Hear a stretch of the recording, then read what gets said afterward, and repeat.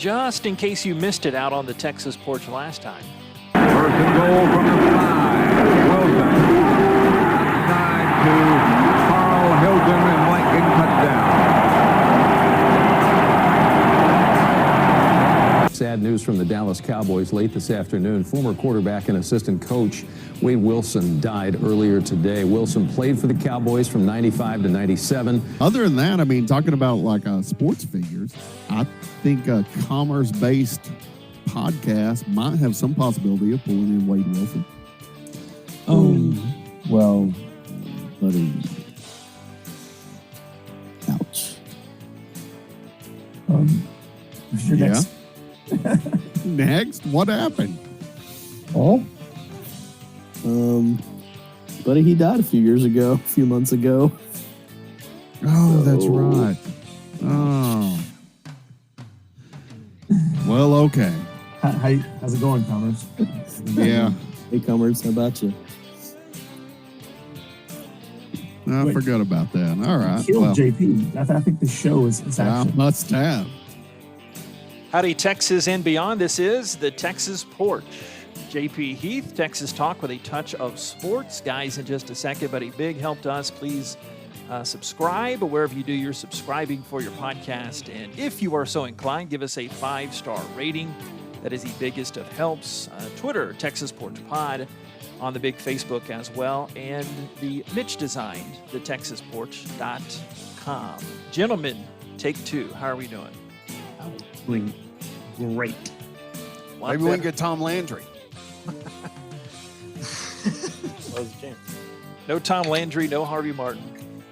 There's about as much chance now as there ever was. That's Kevin, that's Mitch, that's Paul, Lamar, Josh. How are y'all doing? We are good. Lamar, you have mic'd up tonight. You made a purchase, and you have upgraded the quality of the show. Yeah, I went and got a headset. It's probably for like the Xbox or something, but it's better than my iPhone earpod, whatever. Mm-hmm. So you guys sound better, and hopefully I sound okay. Crystal clear. Sound terrific. Podcast perfection. Josh, even though I text you 500 times a day, how are you doing? I'm doing pretty good. I'm here. I didn't make any upgrades on my equipment, but I'm here. Come on, Josh, do it for the show. Wait, don't ask me the same question, please. Probably a kid's microphone or something in here, and we'll go for it. Perfect place to start. I wanted to talk about reactions from podcast fame, episodes 1 and 2. From your people, any interesting points of feedback? Anything you noticed listening back to the snippets of the show? I don't expect you to listen to everything, but what do you guys think? Josh, first. I know you had some good feedback from your better half. What was that feedback? I forgot already. I think she said it went better as it went along. So maybe if y'all were drinking, then the help as it went along. I think we got more comfortable. Like your wife. She already knows me. She already knows me. Man, she's very insightful. Mm-hmm. I don't know if she thought that was the reason, but she did say it got better as it went along. Yeah, I know Lamar listened to some, but Lamar, any post first episode critiques? Because I know you were having a blast listening back to that first one. Yeah, it was a lot of fun listening to it. So my wife and I, Brett, listened to it. She wanted to hear what it was all about, and she immediately said that we need a wife's episode. So okay, who knows what would happen there? But when we got to the guest segment, she said that she did hold an assist record in volleyball in North Dakota for her school at some point. So she offered her her time. Excellent. But no, it was a lot of fun to listen to, and I was pretty amped up just even after recording it. I was up for an hour thinking about it. It was a lot of fun. Yeah, speaking of that, because I had that on the list as well, and I talked about this with post-game talk with Josh and Lamar there and Mitch. Were y'all as amped up and like after? Were you as excited and just amped up and happy, for lack of a better term, as I was? I know I was. I was up for a while too, just kind of breaking it all down. Had a good time. Paul, what do the kiddos think? Do they even care whatsoever? You're podcast famous now. Well, podcast took place after they were in bed, and I think all the celebrations afterwards had probably ended before they got up. So I'm not sure they're aware They think I'm in a meeting right now, but they're asleep. So anyway, it's no, I've got feedback from the family. My mother, who knows of some of us from the time we were tiny people to Mm-hmm. all the way through our good old CHS Tiger days. So she enjoyed getting to, kind of hear some of the goofiness that she had definitely overheard in other places and times in the past. So she was complimentary of hearing us reminisce. So it was cool. All right, Kevin, any post show or since the week we recorded, any infamy, the opposite of fame, any infamy that's come your way since you were at one time a news director and you didn't know that pretty much our hometown, or I guess your adopted hometown legend, had passed away a year ago? Yeah. No, none of that. My girlfriend did go, geez, that took forever. You mean the silence after your joke? Or? Yeah. That's a good point. No. Oh, no. Nobody I know listened to it because they all hate me. That makes sense. Yeah, that does make actually a lot of sense. Yeah. Right. Yeah. See? And I like the fact that you're a very self-reflecting person. It shows. All right. Well, and for the gotta record, be honest. It'll be the last time we talk about it for a while, at least 20 minutes. But that was not fake. I was trying to assure others that was a genuine, because I think I know Kevin enough that was not a made-up comment. Yeah. I'll tell you what, from all the reaction I got, which I heard from, 2 or 3 dozen Wade Wilson fans that were really unhappy about things. And so I don't know, you probably lost a few listeners there. We'll get used to it. We're going to be losing more every week. Okay, I got stopped. I've been walking a lot lately. Put that again on the bragging montage. That's one thing I did listening back. I came across as a lot more cocky than I think I wanted to be, or that I am. I was like, man, I was saying that bragging stuff way too much. But anyway. So this self-reflection stuff you're catching on. Yes. I'm not that. I thought you dialed it down quite a bit. I mean, from what we're all used to. I thought you really squared it away, but I mean, however, it's your own self-reflection. Who am I to judge? Yeah, let me assure the folks, I'm not that great, okay? I'm really not that great. It just came across as bragging. But when I was walking, and again, add another brag to the non-bragging montage, but a woman shouted at me. I think I included that in the group message that, Lamar, you weren't quite back in yet. But so shout out to Olivia. She was shouting, and she said, hey, JP. This is like 20, 30 yards away. She was at the back of her yard, and I was running. Listen to me running. I was walking on the other side of the street. Hey, JP, I really liked that first episode of the podcast. And then she told me who she was. She teaches with my wife. And so, yeah, it's safe to say we're getting stopped in public now because of the fame. And we can't go anywhere, guys, even though we really can't go anywhere this whole lockdown. That is such a nice story. Usually when women are yelling at me, it's much more profanity-laced. By the way, still some radio in me. Want to tease ahead. We got a lot of Texas news to get to. We will talk about the Rona/Roni and talk about how the crew is handling that. Some big news of note still coming down by the hour, it seems like. Some executive orders. No Escuela for a while. And our great governor closes the border. Is this a good thing? We talk toilet paper, and I promise eventually we'll talk some sports. Maybe not on this one, but it is eventually going to be at least a partial sports podcast. And then we have This Week in Texas History. So, gents, this show will kind of, I think, morph into what we thought outside of our zaniness in the first couple of episodes. But I know Josh knows this, or at least he wrote about it. This Week in Show History, April 4th of 2005, the debut of The Porch on mighty ESPN 1260 in Lufkin. Josh, do you remember that? Or at least pretend remembering it? No, I do remember it. It got posted in the group message, and that's right, yeah. That reminded me I'd actually done that story. It's the ESPN Radio 1260 in Lufkin along with The Porch, and so I actually was the one that did the story, being the sports editor here in Lufkin. Yeah, depending on when and where you're listening, I guess when you're listening, I'll put that up on the big Facebook page, but you get to see in his prime of youth, guess what would that be? 27-year-old JP with The Porch. You wouldn't have this show without that show. So I think The other thing, Paul, that we did not get to, so kind of cleaning up some leftovers from that first episode, we were all tired, hour 43 minutes into it. I was just thinking, you know what, let's save it. But the original genesis of the term the porch, obviously a lot of people have their own vernacular for it, but I'll give you the table, the floor. I guess that's the object I want to give you. Give him the table, man. I'll give you the Let's table, table this thing. the table and the floor. Am I correct there? Did you originally come up with that, or is that just because we're out on a porch and that's what you called it? But I guess it's not a huge stretch, is it?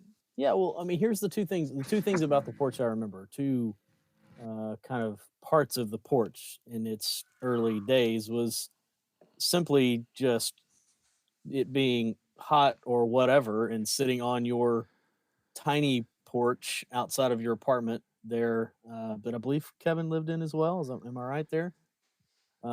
Just off campus there in No, Commerce. I wasn't living there at the time, but I lived okay. nearby. Okay.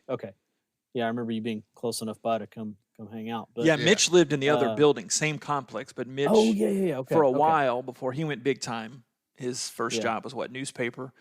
And Agreed. so it was like, well, we're tail into college and then out. So what'd you say, about a 3-year window? And then we would kind of take the porch to Dr. McReynolds' house. Dr. Reynolds' Yes. house. I don't know why I missed that Oh, name. yes. That's where It's I like really Dr. remember McReynolds things. better. Yeah, where things really got kicked up.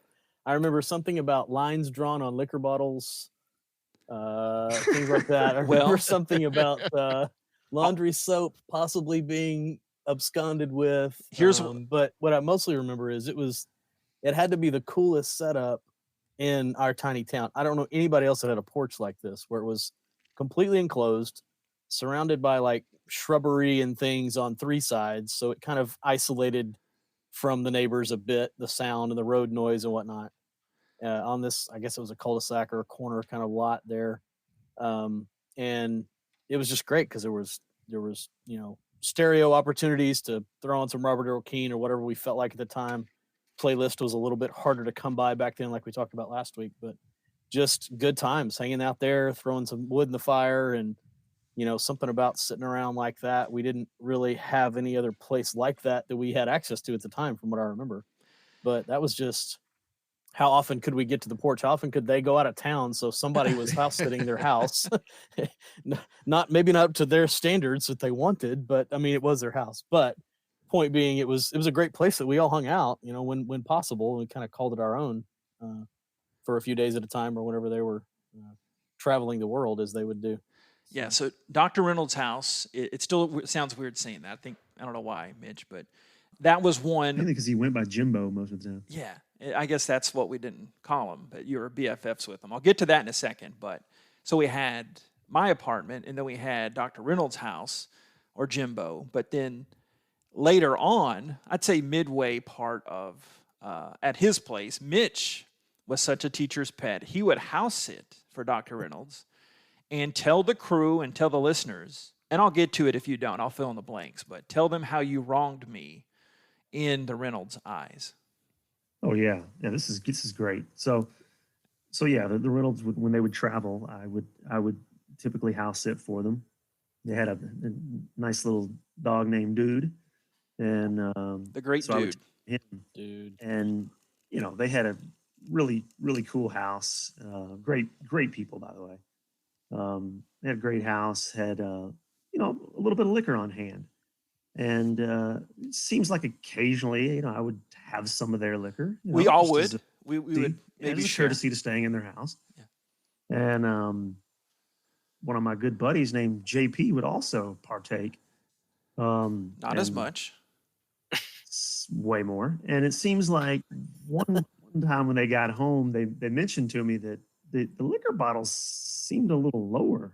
It was a specific Jamaican rum, is what it was. That's how I remember it. Yes, I could be off, but and seemed kind of low. They asked me about it, and I sort of brought JP into the picture at that moment in time, and might have implied that that was his favorite liquor at the time.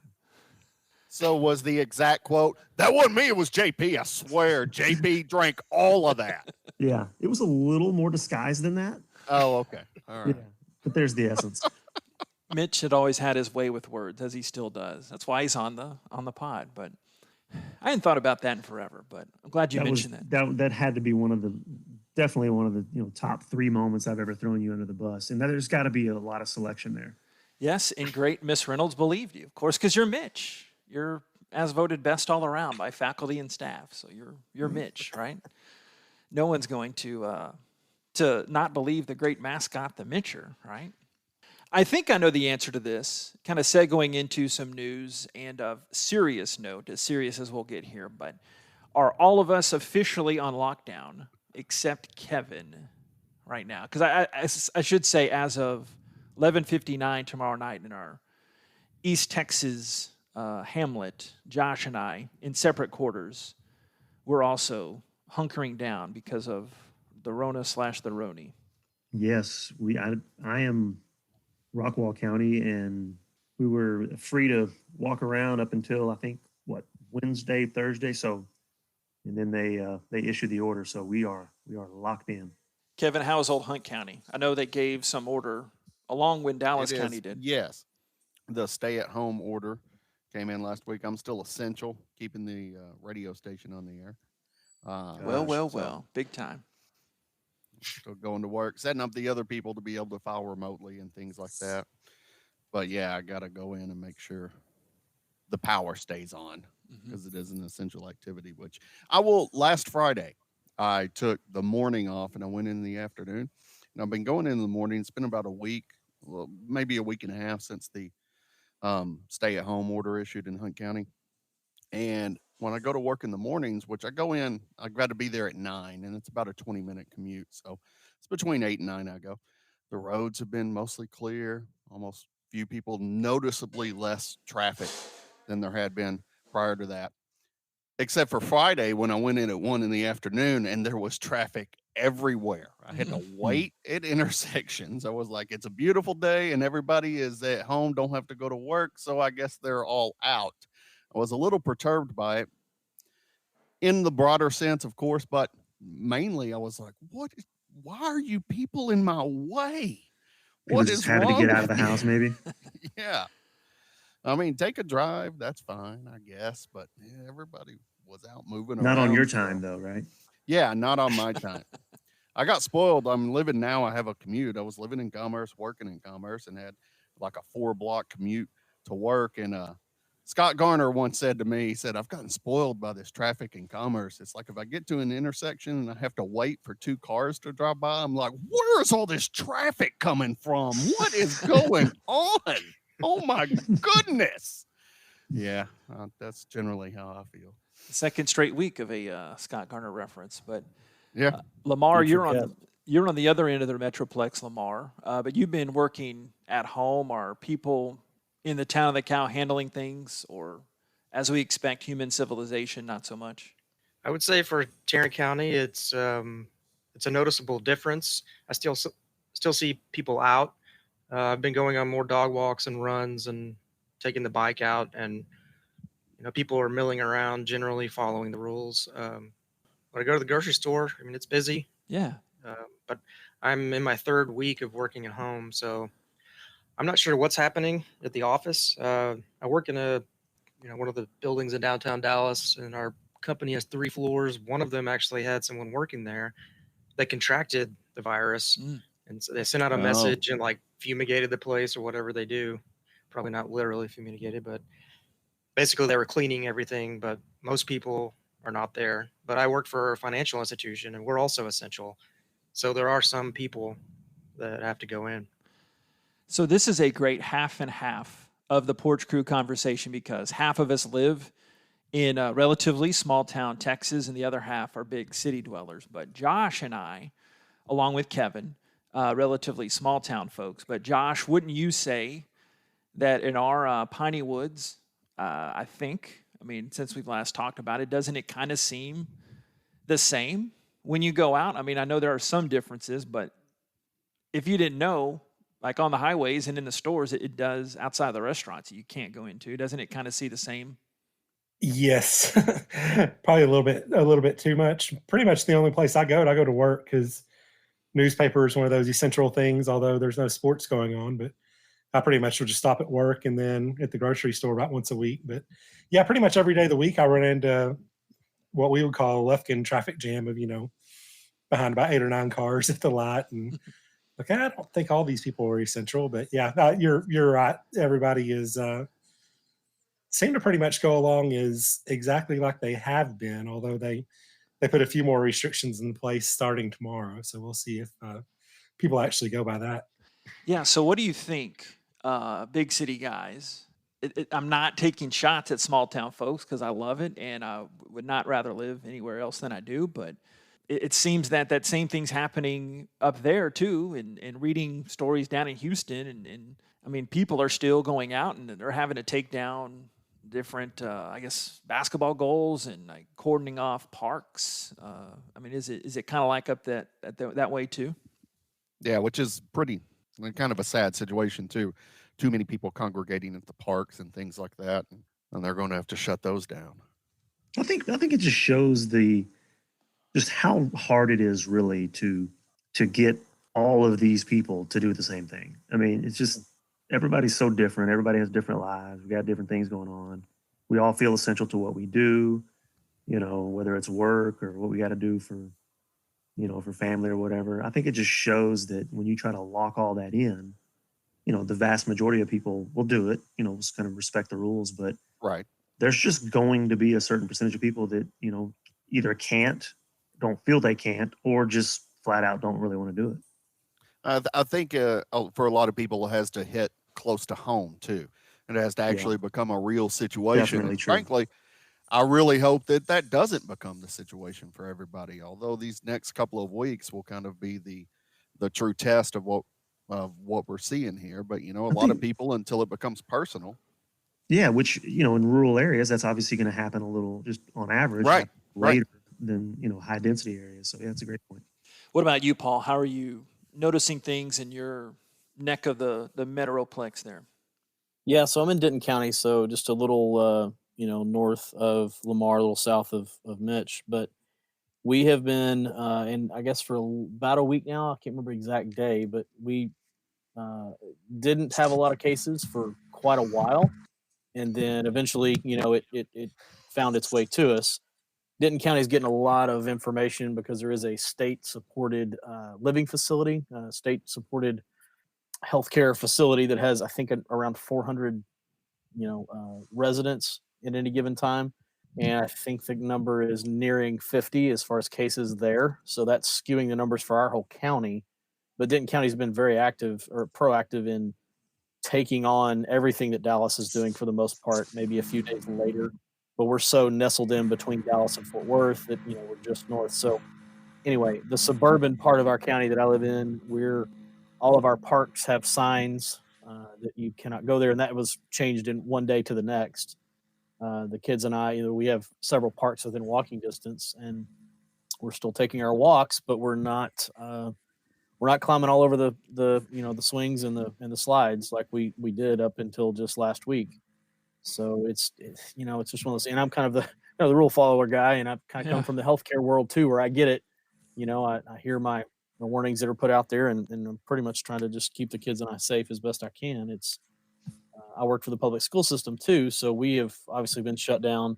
They've extended us through May the 4th, I believe, is officially being out, whatever the state recommendation is currently at.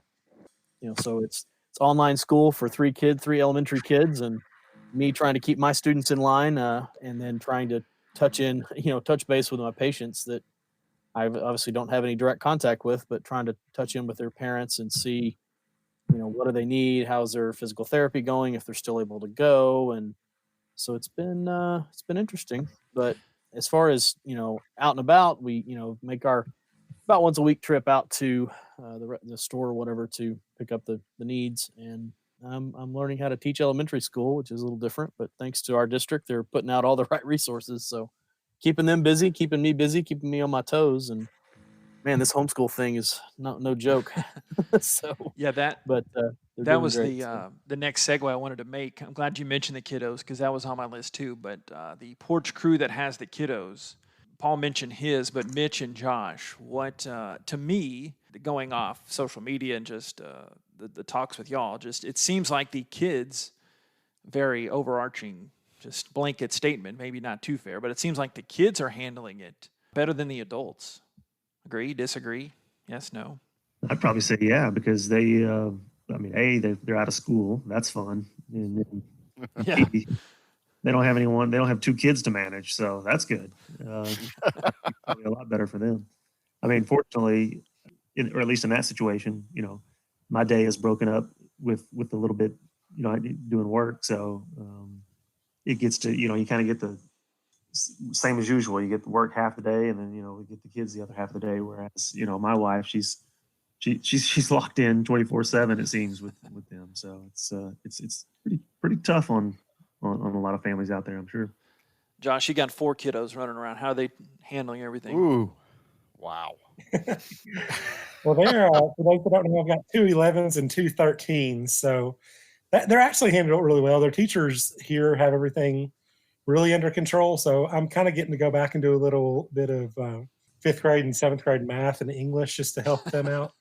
But brush up it hasn't on it. been just terrible yet. So maybe it's a few years down the road than it would be. One of my 13-year-olds spent about 20 minutes talking about how ready she was to go back to school and how she just couldn't stand being at the house anymore. I'm like, well, you better get used to it for a little while. So she's the only one. Everybody else is kind of glad to be home and not at school. So it's been a different world, though.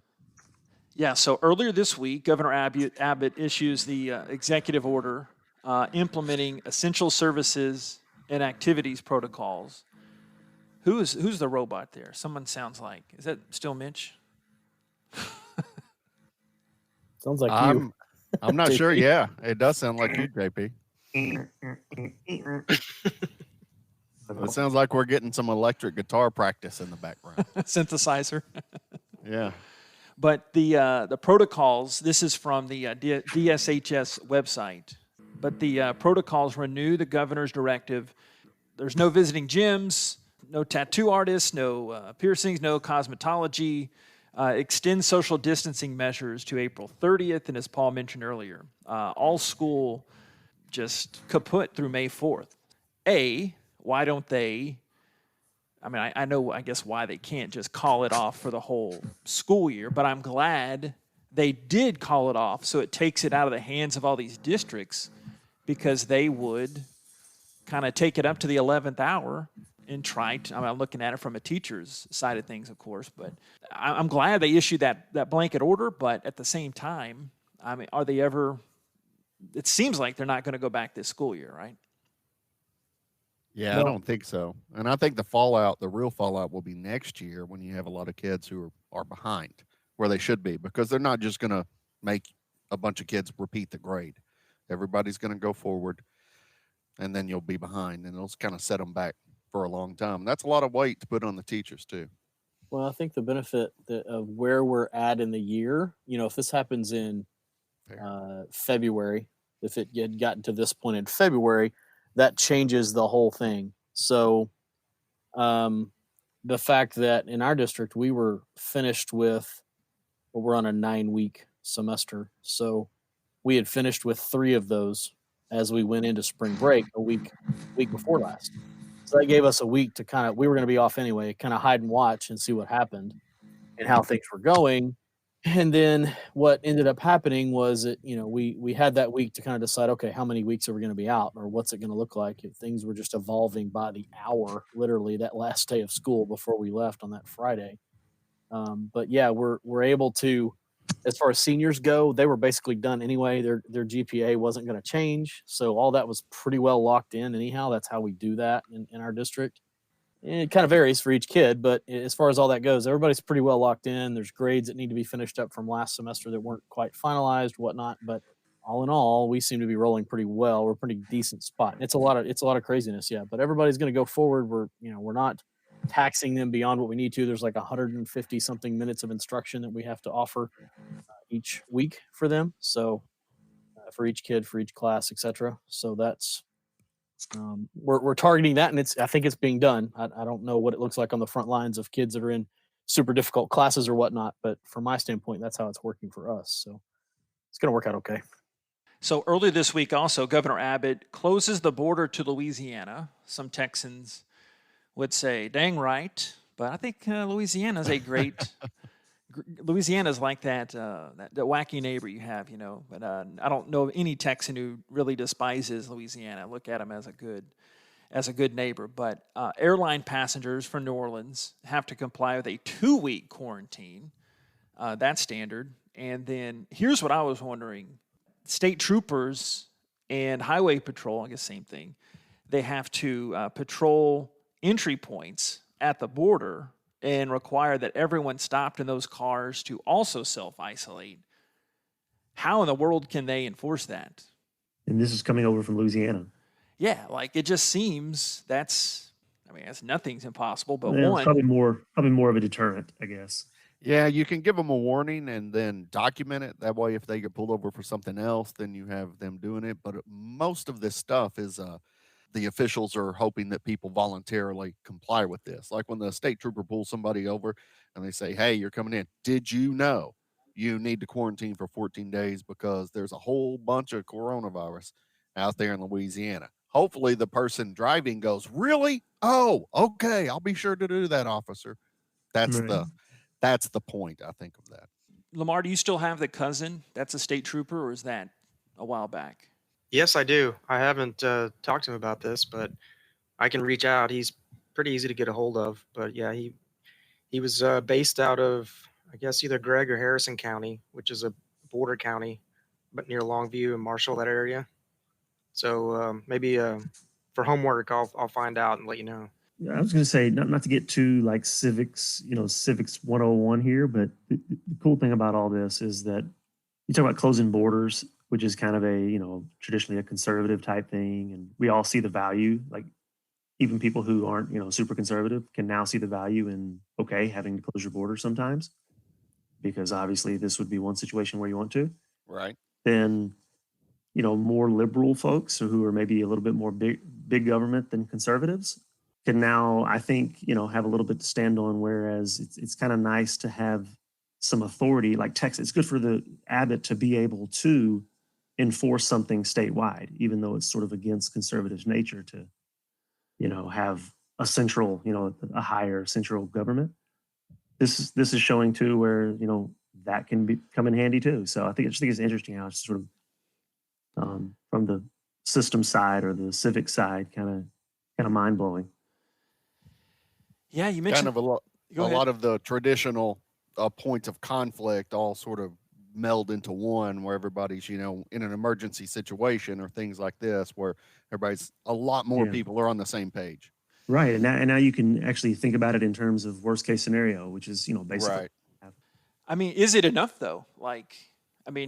I get all the border closing, national and the I guess the intrastate closings too, but it just seems that, and this has been a critique of Governor Abbott, I heard today, that it's just a little too late in that we hear about this 2-week window, and that obviously Houston and Dallas were ahead of the curve. I think Dallas was slightly ahead of Houston, and because there were so many more cases.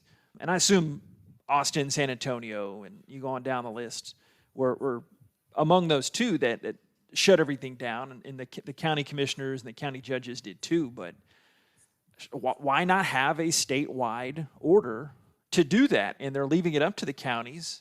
Why not? I mean, what am I missing here? I'm usually not the smartest guy in the room as far as the municipal and the political angle on things, but why aren't they doing that, for a lack of a better term?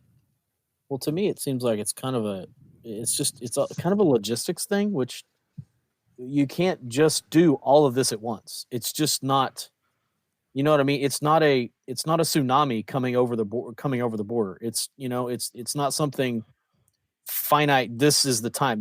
This is new territory for everybody. So you're trying to, I'd like to think that the powers that be are taking in information from the healthcare standpoint, from the, upper levels of government, from all of the powers that be that have the detailed information. And then, okay, we've got this. Now, what do we do with it? And is, some county down in, by Del Rio, is that a whole different set of issues that they're going to deal with versus Dallas County or, Henderson County out in East Texas or whatever? You know what I mean? Like, how that can't be the same cookie cutter for everybody, which that's how they started out was, same thing with the school districts. We're going to let them kind of decide as this thing plays out. But as we've seen too, it has changed like by the hour, by the day, almost as far as what has to happen. And then weekly or so we get this, the biggest, latest, here's the newest announcement of how we're going to structure it. It's just so logistically impossible to just make everything blanket. And then how do you, like we said before, how do you enforce it? Like, what does that even look like? It's not full martial law. So what are we doing? How much is too much and how much is not enough? And I don't know what the answer is. Hey, I have my official papers that say I'm essential. Well, that's all I know. First time for I'm everything. glad you have a piece of paper. Yeah, I know. Yeah, right? Why does it feel so special? Josh, you're essential too, right? Do you have the piece of Yeah, I'm paper? gonna get mine framed. I got that today. I'm gonna get it framed whenever all this is over. Sweet. Good idea. Good idea. 1/3 of the Porch crew is essential. That's a good ratio. That's a good batting average. We like that. Okay. Let me tell you, JP, before we leave the coronavirus, let me tell you the other really interesting thing about this topic is that I think this is the first time in human history that the entire world has been thinking about the same thing. Mm-hmm. Right? So we have you go to huge human history events. I don't think the entire world was thinking about it. Not on this level with the communications we have, but I would say like Exactly. World War I and World War II were kind of big examples of. Those are ones where they knew they were out there. Say you're right. a random country that's not involved. They're out there, and the risks and all that. But you're probably not fair enough day to day, or at least your citizens aren't. In this case, unless you're, halfway between, halfway in the middle of the Pacific Ocean, you're probably pretty tuned in to what's going on. I think that's kind of an interesting thing that the entire world has sort of a shared experience. To build a little on that is I talked about the communications level we're at. Never before in human history have we been situated to deal with like a global quarantine like we are now. Now, some countries are nowhere near able to deal with it, like first world nations like the United States and most of Europe and stuff like that. But like that you can be quarantined in your house and still look at your loved ones' faces on the computer screen and talk to them. Yeah. Never before. And it makes it more possible to have a lockdown because A, you can communicate with people, and then B, people do have things to do at home, even though it's hard. Yeah, that's been the toughest thing for me because I've got this free time and I'm doing work still, but it's obviously a reduced role because I don't have games to do, but I'm still doing stuff mixed in there and staying busy. But I want to see my parents. I want to go up and see them, but I can't. And I'm thinking, I know the right thing to do, and I haven't made that plunge yet to go up to Commerce area. But so hey, JP, I feel the same way. My mom just moved into a new place, and she needs some help, but I'm worried I'll kill her. Yeah, it's ridiculous. Yeah, that's what it comes down to, and I won't do it, but this is going to come out wrong. But don't take this clip from the show, anyone listening, to try to frame me for something. But we just dangerous territory. You're about to record. Yes, it is. Right now, people. Press record right now. Is that you better make it longer than a tweet, man. I'm just saying. Yeah, is that a juicy lead-in or what?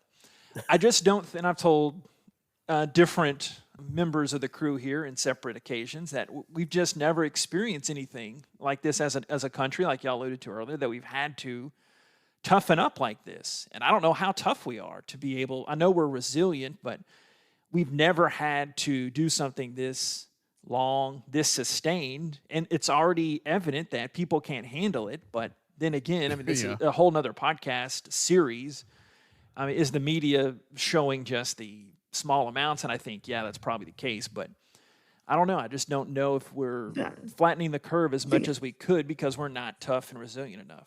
Well, I saw one Facebook meme that kind of really spoke to me. It was like, my grandparents were called to go fight the Great War to save the world. I'm being called to sit on my couch and watch TV to save the world. Come on, we can do this. Yeah, it's one of the few things you can do, right, Kevin? Why not? Right, exactly. I'm great at it. Like that Larry David. Y'all see the Larry David PSA? I did not. I missed that. Oh, just you got to find it. It's just essentially like, all you got to do is sit here. I mean, just got to watch TV, and his whole Larry David. Yeah, his Larry David. Okay, that's about as serious as we'll ever get. But I thought, hey, everybody in the world is going through it. We got to talk about that. But on the less serious, but still, well, I guess this is serious now that I actually read more of the story. But Dateline. All right, well, Is there a Wade Wilson reference coming up here? I'll edit it out if so. That's okay. Okay. An 18-wheeler in the process of bringing much-needed toilet paper to San Antonio crashed on Wednesday after the truck's driver hit a bump. This is from a CBS News. It resulted in a massive fire, rolls of toilet paper scattered across the highway. I guess over there on I-10. People that needed the toilet paper. A waste. Hey, I got some news for you. You can probably blame this whole toilet paper thing on me. So I moved in with my girlfriend in mid-February, and we were talking about, just trying to. She was like, "So what do you think? We're moving in. What are some of the things?" And I go, "Look, there is no excuse on the planet to ever run out of toilet paper or paper towels, and then, bam, coronavirus. I'm pretty sure it's all my fault, y'all." Well, thanks, buddy, because I can't find any in my county anywhere. So great. Sorry, the universe had to prove me wrong. This will be that will be the one, the coronavirus meme that lasts is the toilet paper meme. Yes. The biggest story, outside of the tragedy of it all. It's the joke heard around the world. Oh, just curious if anyone has gone on like a wild goose chase trying to find it and anything like that. I haven't checked more than a couple stores, but I've struck out every time.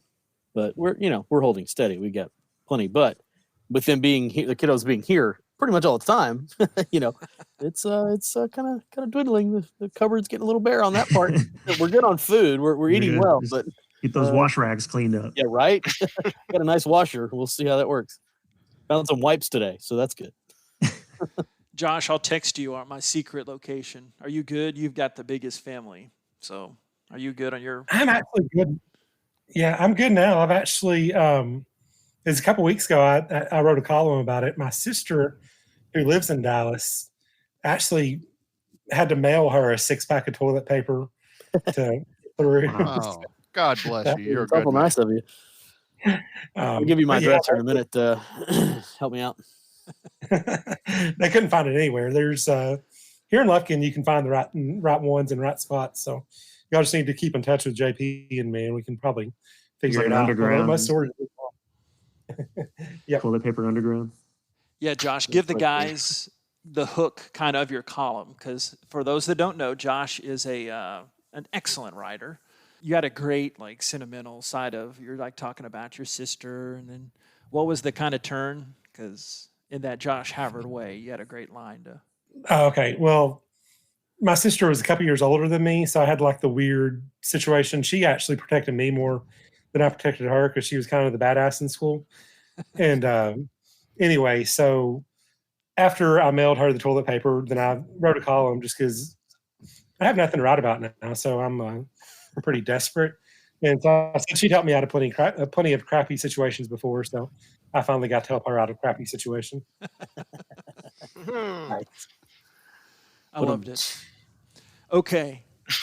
So this is a segment I want to do each and every, when we actually have sports and sports happenings, we'll talk more on the sports front. But this week in Texas history, I'll admit the Texas State Historical Association helped out, so I could not let that slip by. But this week in Texas history, Lamar, April 2nd of 1995, Harvey Penick died in Austin. Did you read his most famous work? Little Red Book, right? Yeah, I have a copy of the Little Red Book, and I went through it with my dad when I was a kid, and tried to follow some of those things when I was learning the game. April 4th of 1969, did you know this? Dr. Denton Cooley performed the first artificial heart implant surgery. I thought of that the moment I woke up this morning. Yeah. Same. Wasn't there an East Texas tie to that, Josh? Wasn't there a woman that was the first nurse assistant or something like that? Do you know that? No? Maybe not. I thought so. I'm drawing a blank. Okay, yeah. We need to brush up. But a tie for us of the North Texas college sector at A&M Commerce, Ole ET. April 7th of 1913, the great Sam Rayburn, Bonham native, took the oath the U.S. House and served over 48 years. Well, if you've ever driven on a farm to market road, you have him to thank. That's right. Really? Do explain, smart one. Oh, he's the one that introduced, it may have been part of a larger bill or what have you, Paul or Mitch, you can help, but he had the idea to connect the rural communities to help people out there on farms and ranches. Okay. Nice. Yeah, my understanding is that, I mean, it's hard for us to understand now, but there were just some pathways that just kind of buggy paths and things, at some point that just kind of became roads. But yeah, this was a all out effort to put out there a system to get literally farm to market. I mean, that's what they needed to accomplish. And it was a huge thing. Just imagine how that changed rural life for those that were trying to do just that, is get their goods places and bring goods back and all that. All because of that commerce education, too. Oh, Sam Rayburn. Also passed, by the way, a bill authorizing construction on the Denison Dam. So Lake Texoma. Oh, yeah. Really? That's right. Indeed. Y'all are smart. See, I knew I got y'all on the show for a reason. Oh, Google knows what they're talking about. Okay.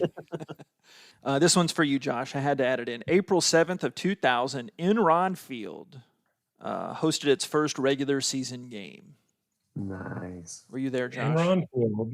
Enron. The good old days. Although it's the same stadium, but Yeah, I don't know. I don't know what my other fellow Ranger fans on the pod will think of this, but I think at the time, Enron, now Minute Maid, held up better than the now old ballpark in Arlington. Is that too hot of a take, or is that Captain Obvious, or what? I don't know. I've been to so many games at Minute Maid. The experience of the ballpark is better than Minute Maid. Just, I don't know. It's old school. The only problem is, it's 105 degrees where Minute Maid can shut the door. But you definitely feel like you're at a baseball game much more when you're at a Ranger game as opposed to when you're an Astros game. And that might not be the best answer from an Astros fan. But the only thing holding the Texas back was that it's 102 degrees throughout the summer in Arlington, Dallas. And, that's my opinion on it. Yeah, it seems we're nipping that one in the bud this year. Yeah, if they ever play baseball, right? If baseball's ever going to be played again. One of these days. Shout out to Mitch here. April 8th of 1968, Lady Bird Johnson dedicates Padre Island. Do you know where I'm going with this, Nice. Mitch? Okay. Designates it to just as a party place for JP and Mitch to go to on spring break in college, or Hey man, nice of her. I did not throw up at the Pat Green concert, okay?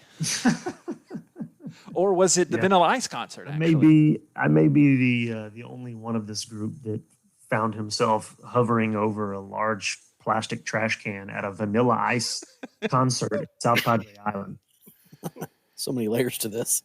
Oh my God, it was one of the worst moments of my life.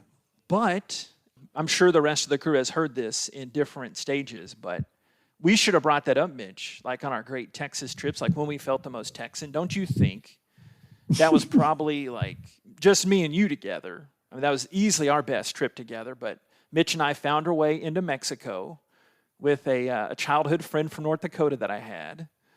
I mean, really, wasn't that a top 5 to 10 night of our life? Life? Yeah, definitely. Most memorable one for sure. JP meets, we're walking down the sidewalk, and were we in South Padre or Brownsville at that time? We were in Padre. Yeah. Yeah, so we're about 15, forever down there. And all of a sudden, some girl says, JP? John Paul. I was John Paul to her.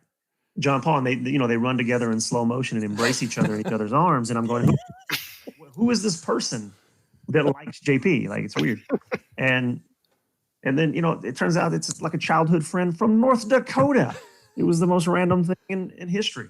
And then we reconnected with them in Matamoros when it was, with respect to our Mexican neighbors, when it was a little safer that we could just go across.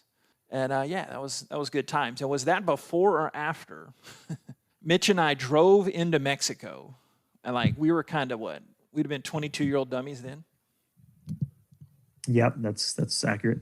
So we take his mom. I guess it was your Mercury Cougar at that time. Yes, that was the great Nice. green Mercury Cougar. And don't you remember, the guy kind of stopped us, and we're both dumb to it because people told us, yeah, you can just go across the border into Mexico. It's no big deal. So we thought Yeah, no big deal. we thought that meant driving. But so we drive across when there's actually, as y'all probably know, you just walk across. We later found out. We stop at this, I guess it was a stoplight. And what was the kid doing, Mitch? Was he came out and was juggling rocks in front of us? He wanted to Yeah, give us I think he was juggling or polishing rocks or something like that. That was a definite JP moment for both of us, and we scurried off. I think, not knowing not knowing whether or not to help this helpless child. Yeah. Because we were scared.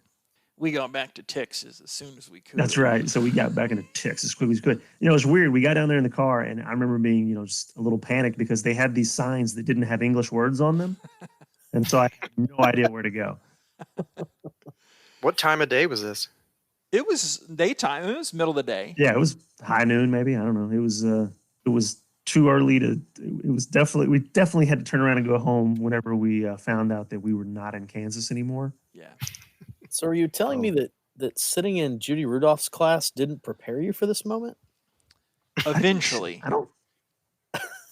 I mean, no, it absolutely did not. Okay. I'm just checking. More working in the Mexican restaurant than probably than anything I learned in school. But yeah, no, that was one of our better moments. I had to bring that up because I saw that on the timeline. I was like, that would get Mitch to tell a Padre Island story or two. All right, guys, we ran out of time. It's some of our bedtimes, so. No, let's keep this thing going. Let's just pull an all nighter here. We should one time. We should do a marathon. Nobody's actually working tomorrow or anything, right? Yeah, that's true. I have to work. Oh, sorry, Kev. Okay. I'm a Air simple. quotes, work. I mean, I got to go sit there and fix things that break. All right, Josh, Kevin, Mitch, Paul, Lamar, y'all be good. And we'll talk to you next week here on the Texas Porch. That'll do it. Texas Talk with a touch of sports too. But a big help to us. Please Oh subscribe. no! Wait! Oh gosh! And 3, 2, and 1. If you feel so inclined, give us a 5-star rating, pretty please. But get the latest episodes on Twitter, Texas Porch We'll take a Pod, 4. thetexasporch.com as well. How y'all doing? Have a great night. God bless. Great day as well. And you've been on the Texas Porch for some stuff. Sports. Essential services and activities protocols. Who's the robot here? Someone sounds like. Is that still Mitch? Sounds like you. I'm not sure. Yeah, it does sound like you, JP.